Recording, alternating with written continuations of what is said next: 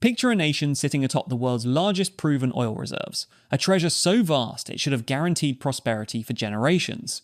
This same nation, once the jewel of Latin America, would experience the most catastrophic economic collapse in modern history outside of war. The story of Venezuela's descent from riches to ruin is not merely an economic tale, but a human tragedy that illustrates how the very blessing of natural wealth can become a nation's ultimate curse.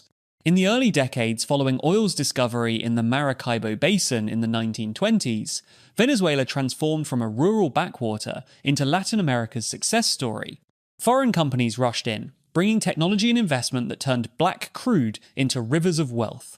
By the mid-20th century, Caracas gleamed with modern highways and towering buildings, its citizens enjoying a standard of living that made their neighbours envious. The Bolivar was strong, the middle class was growing, and democracy, though imperfect, seemed to have taken root in this corner of South America. The oil boom created a particular kind of society, one where government largesse flowed as freely as petroleum from the wells. Politicians learned they could win elections by promising more spending rather than better governance. Citizens came to expect that oil wealth was their birthright, that the state should provide not just services but prosperity itself. This social contract worked as long as oil prices remained high and production steady, but it planted seeds of dependency that would later bloom into disaster. When oil prices collapsed in the 1980s, Venezuela got its first taste of vulnerability. The economy contracted, inflation rose, and suddenly the government coffers that had seemed bottomless began to empty. The capital erupted in riots when President Carlos Andrés Pérez attempted market reforms and spending cuts. The violence shocked a nation that had grown accustomed to stability, and it radicalized a young military officer named Hugo Chavez, who watched the chaos and concluded that Venezuela needed revolution, not reform. Chavez's failed coup attempt in 1992 should have been the end of his political career. Instead, it made him a folk hero to millions of poor Venezuelans who felt betrayed by the traditional political class. When he emerged from prison and won the presidency in 1998, he promised to use oil wealth to lift up the forgotten masses to create a new kind of socialism for the 21st century. His supporters, who called themselves Chavistas, believed they were witnessing the dawn of a new era. The timing seemed perfect for Chavez's ambitious agenda. Oil prices began climbing just as he took power, eventually soaring above $100 per barrel. Money poured into government coffers at rates not seen since the 1970s. Chavez launched his Bolivarian missions, sprawling social programs that brought healthcare to the barrios, literacy programs to the countryside, and subsidized food to millions. Poverty rates fell, and his popularity soared. To his supporters, he was delivering on the promise of sharing Venezuela's oil wealth with its people. But beneath the surface of this apparent success, Chavez was dismantling the very institutions that had made Venezuela's oil industry successful. When workers at PDVSA, the state oil company, went on strike to protest his increasing control, he fired thousands of them. These weren't just any employees, they were the engineers, geologists, and managers who understood how to extract oil from Venezuela's challenging reserves. Their expertise, built over decades, walked out the door and was replaced by political loyalty. The transformation of PDVSA from a professionally run company into a political instrument became the original sin of Venezuela's collapse. New managers were chosen not for their knowledge of petroleum engineering, but for their devotion to the Bolivarian Revolution. The company became a parallel state, running everything from food distribution programs to housing projects. Money that should have been reinvested in maintaining oil infrastructure instead funded social programs and, increasingly, lined the pockets of officials who saw opportunity in the chaos. Corruption, which had always existed in Venezuelan politics, metastasized into something monstrous under this new system. PDVSA became what locals called the mother of corruption, a vast network where billions of dollars disappeared through inflated contracts, phantom companies, and outright theft. Officials would arrange oil shipments to foreign buyers, then pocket portions of the payments. Others created elaborate schemes involving currency exchanges that siphoned off hundreds of millions. The scale was staggering. Investigators would later estimate that hundreds of billions of dollars were stolen over 2 decades. As Chavez poured oil money into social programs and corruption ate away at what remained, a crucial transformation was occurring in the economy. Other industries withered as the government focused entirely on oil. Why invest in manufacturing when oil dollars could buy whatever the country needed? Why develop agriculture when imported food was cheaper? This is what economists call Dutch disease, named after the Netherlands' experience when natural gas discoveries led to the decline of other economic sectors. In Venezuela, the disease reached terminal stages. The system held together as long as oil prices remained high, and Chavez's charisma could paper over the cracks. But when he died of cancer in 2013, he left behind a country that had become dangerously dependent on a single commodity and a political system that had destroyed most institutional checks and balances. His chosen successor, Nicolás Maduro, lacked both his predecessor's political skills and his luck with oil prices. The collapse of global oil prices in 2014 exposed the catastrophic fragility of what Chávez had built. Suddenly, Venezuela's income plummeted just as the bills for years of profligate spending came due. The government had saved nothing during the boom years. Instead, it had accumulated massive debts, confident that oil prices would remain high forever. Now, with revenues cratering and debt payments mounting, Maduro faced an impossible situation. Rather than acknowledge reality and implement reforms, Maduro chose the path of denial. When the economy needed painful adjustments, he instead ordered the central bank to print money to cover government spending. This decision transformed an economic crisis into a humanitarian catastrophe. The printing presses ran day and night, pumping out bolivars that became worth less with each passing hour. Shopkeepers couldn't update prices fast enough to keep pace with the currency's collapse.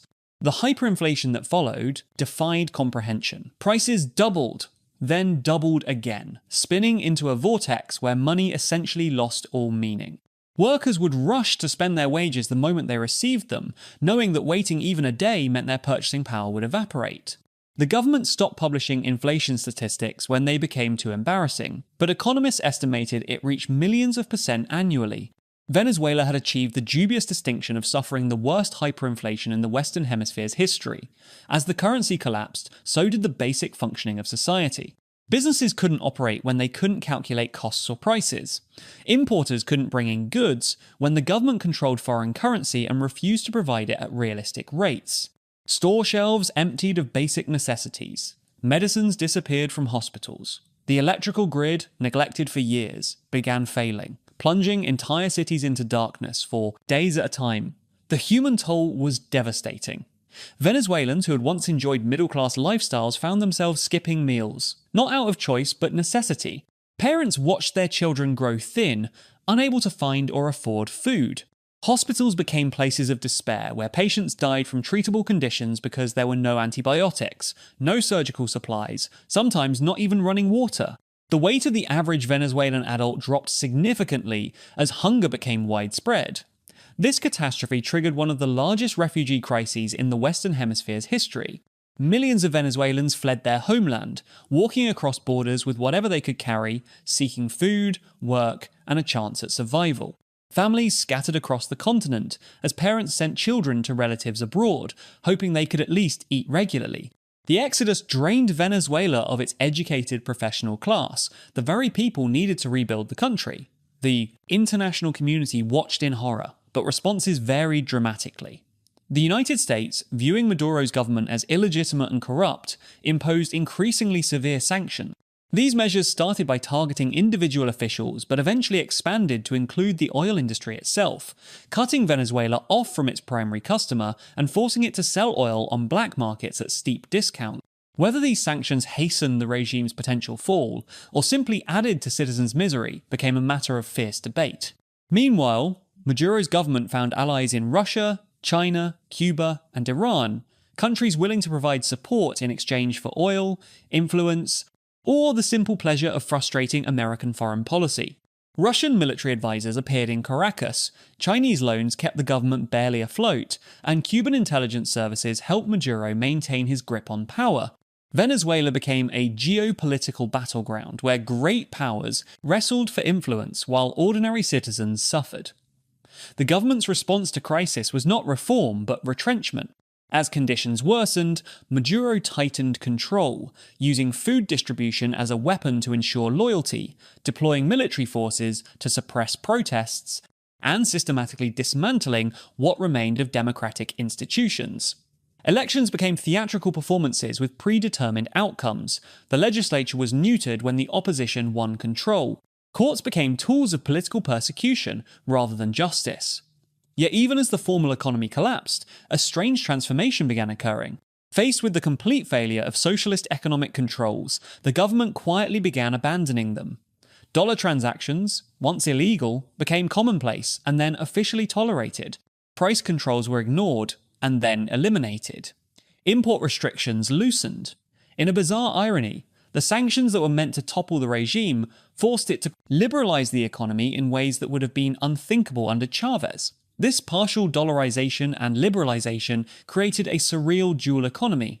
In Caracas' wealthy neighborhoods, stores filled with imported goods appeared, their prices in dollars putting them far beyond the reach of ordinary Venezuelans, but accessible to those with access to foreign currency. A new class of entrepreneurs emerged, some connected to the regime, others simply nimble enough to navigate the chaos. Meanwhile, in the barrios, people continued to struggle for basic survival, standing in lines for subsidized goods that rarely appeared. The oil industry itself became a shadow of its former glory. Production plummeted from over 3 million barrels per day to less than 1 million, sometimes falling even lower. The sophisticated equipment needed to extract Venezuela's heavy crude fell into disrepair. Skilled workers fled the country or left the industry. Accidents and spills became routine as safety standards collapsed. Lake Maracaibo, once a symbol of Venezuela's oil wealth, became visibly polluted with oil slicks that could be seen from space. Criminal organizations moved into the vacuum left by the collapsing state. They didn't just traffic drugs or run extortion rackets, they literally dismantled the oil infrastructure itself, stealing pipes, valves, and equipment to sell as scrap metal. Fuel theft became endemic, with gangs drilling into pipelines to siphon gasoline that they would then sell on black markets. The state that had once controlled everything found itself unable to protect even its most vital assets. The transformation of Venezuela from prosperity to poverty happened with stunning speed. In less than 2 decades, a country that had been one of Latin America's richest became one of its poorest. GDP contracted by more than 3/4, a collapse comparable to what nations experienced during major wars. The professional middle class that had once filled Caracas' office towers largely disappeared, either fled abroad or reduced to subsistence living. Yet through all of this, oil remains central to any vision of Venezuela's future. The country still sits atop those vast reserves, and many both inside and outside Venezuela dream of restoration. They imagine foreign investment flowing back in, production ramping up, proceeds funding reconstruction. But the challenges are staggering. Experts estimate it would take hundreds of billions of dollars and at least a decade to restore the oil industry to its former capacity. The skilled workforce is gone, the infrastructure is decrepit, and the institutional knowledge that once made PDVSA successful has been scattered to the winds. Moreover, the global context has changed dramatically. The world is transitioning away from fossil fuels, making massive investments in oil infrastructure increasingly risky. Venezuela's heavy crude is particularly expensive and environmentally damaging to refine, making it less attractive in a world concerned about climate change. The window for oil-funded development that opened in the 20th century may be closing just as Venezuela desperately needs it. The story of Venezuela's collapse holds lessons that extend far beyond its borders. It demonstrates how natural resource wealth, without strong institutions and responsible governance, can become a curse rather than a blessing. It shows how populist promises of easy prosperity can lead to devastating ruin. It illustrates how corruption, once it reaches a certain scale, can destroy not just an economy, but an entire society's capacity to function. The human dimension of this catastrophe cannot be captured in statistics alone. Every hyperinflation percentage point represents families torn apart, dreams destroyed, futures stolen. Behind every barrel of lost oil production are workers who spent careers building expertise only to see it wasted. The millions who fled represent not just a refugee crisis, but a generational trauma that will shape Venezuelan society for decades to come. Those who remained in Venezuela developed survival strategies that would have seemed unimaginable during the prosperity years. They learned to navigate multiple currency systems, to find food through informal networks, to generate electricity with generators when the grid failed, to treat illnesses with traditional remedies when modern medicine disappeared. They created parallel systems for everything the state could no longer provide, demonstrating remarkable resilience in the face of systemic collapse. The role of ideology in this disaster cannot be ignored. Chavez and his followers believed they were building a more just society, redistributing wealth from oligarchs to the people. This narrative had powerful appeal in a country with deep inequality and a history of elite corruption. But the Bolivarian Revolution's hostility to private enterprise, its destruction of institutional checks and balances, and its replacement of technical competence with political loyalty created conditions for catastrophe. International responses to Venezuela's crisis revealed the complexities of intervention in sovereign nations. Sanctions aimed at forcing regime change may have hastened economic collapse but failed to dislodge Maduro. Humanitarian aid became politicized, with the government refusing assistance that might legitimize opposition claims about the crisis's severity. Neighboring countries struggled to absorb refugees while maintaining diplomatic relations with Caracas. The international community found itself with few good options, watching a slow-motion catastrophe unfold with limited ability to help. The environmental destruction accompanying economic collapse added another layer to the tragedy. Oil spills poisoned waterways and agricultural land. Desperate people turned to illegal mining in pristine rainforest areas, using mercury that contaminated rivers. The collapse of waste management systems turned cities into garbage dumps. Hunger drove people to hunt wildlife to near extinction in some areas. Economic catastrophe became ecological catastrophe, mortgaging the country's environmental future along with its economic one. Political polarization deepened even as conditions worsened for everyone.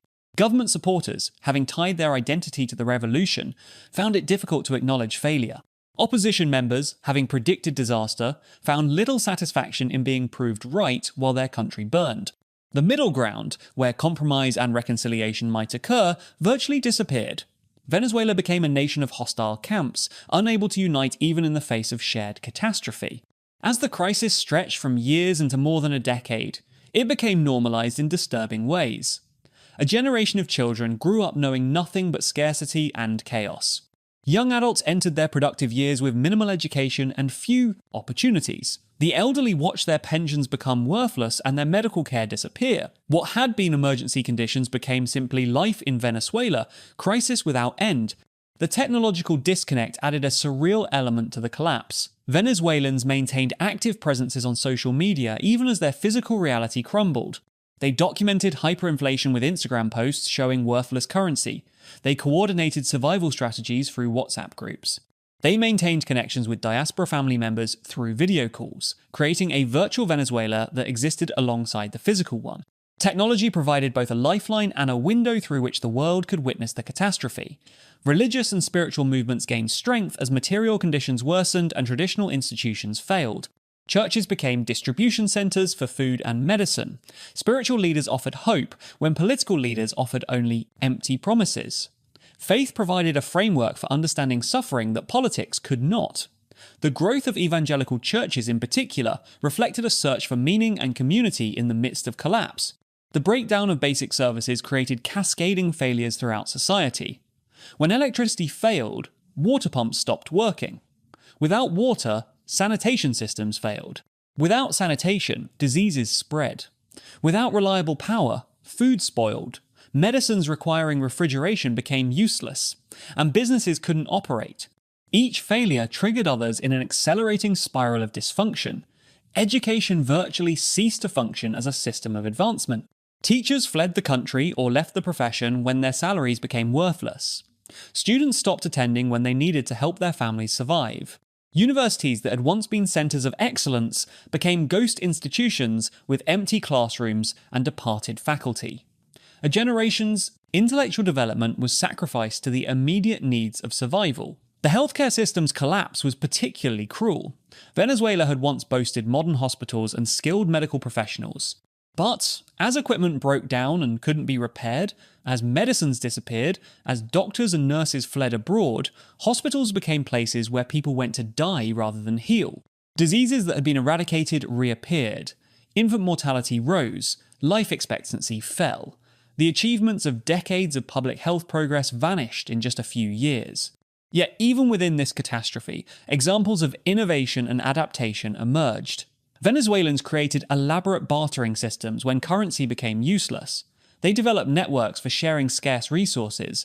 They found ways to repair and maintain equipment without proper parts. They created informal schools when formal education collapsed. These adaptations didn't solve the crisis, but they demonstrated human ingenuity in the face of systemic failure. The question of whether Venezuela can recover remains open.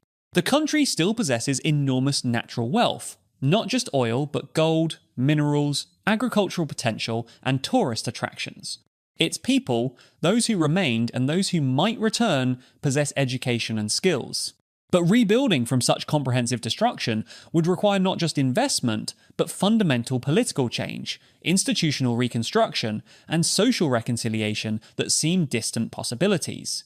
The Venezuelan catastrophe stands as perhaps the starkest example of how a nation can destroy itself without war or natural disaster. It demonstrates that wealth in natural resources means nothing without the human and institutional capacity to manage it responsibly. It shows how political systems that destroy checks and balances in pursuit of revolutionary goals can create suffering worse than what they sought to cure. For other nations blessed or cursed with natural resource wealth, Venezuela offers a dark mirror of what can go wrong. The temptation to use resource revenues for political purposes, to neglect other economic sectors, to centralize power around resource control. All these tendencies that seemed manageable during boom times prove fatal when circumstances changed. The speed of collapse, from regional powerhouse to failed state in less than a generation, shows how quickly institutions can crumble once their foundations erode. The story isn't over. Venezuela continues its struggle, neither fully collapsed nor recovering, stuck in a twilight zone of partial dollarization, selective liberalization, and continued authoritarian control. Millions remain in exile, waiting for conditions that would allow them to return. Those still in the country continue their daily battles for survival, while hoping for change that seems perpetually just beyond reach. What makes Venezuela's tragedy particularly poignant is that it was entirely avoidable. This wasn't a nation doomed by geography or history. It had everything needed for success: natural wealth, an educated population, democratic traditions, and favourable geography. The choices that led to catastrophe were human choices. Decisions made by leaders who promised paradise and delivered hell. The failure was not of resources, but of governance, not of potential, but of leadership, not of the people, but of the systems supposed to serve them. The transformation of Venezuela from oil power to failed state represents one of the most spectacular instances of national self-destruction in modern history. It serves as a warning about the dangers of resource dependence, the importance of institutions, and the devastating consequences when governments prioritize political power over economic reality. The nation that should have been Latin America's showcase instead became its cautionary tale, a reminder that no amount of natural wealth can compensate for human folly. In the end, Venezuela's collapse is a story about the relationship between power and responsibility, between resources and governance, between promises and reality. It demonstrates that nations are more than their natural endowments, that prosperity requires more than wealth, and that the systems humans create to govern themselves matter more than the resources they govern. The black gold that lies beneath Venezuela's soil remains there, as vast as ever, but the human capacity to transform it into prosperity has been squandered, perhaps for generations. This is the ultimate irony and tragedy of Venezuela, a nation made poor by wealth, destroyed by the very resources that should have been its salvation.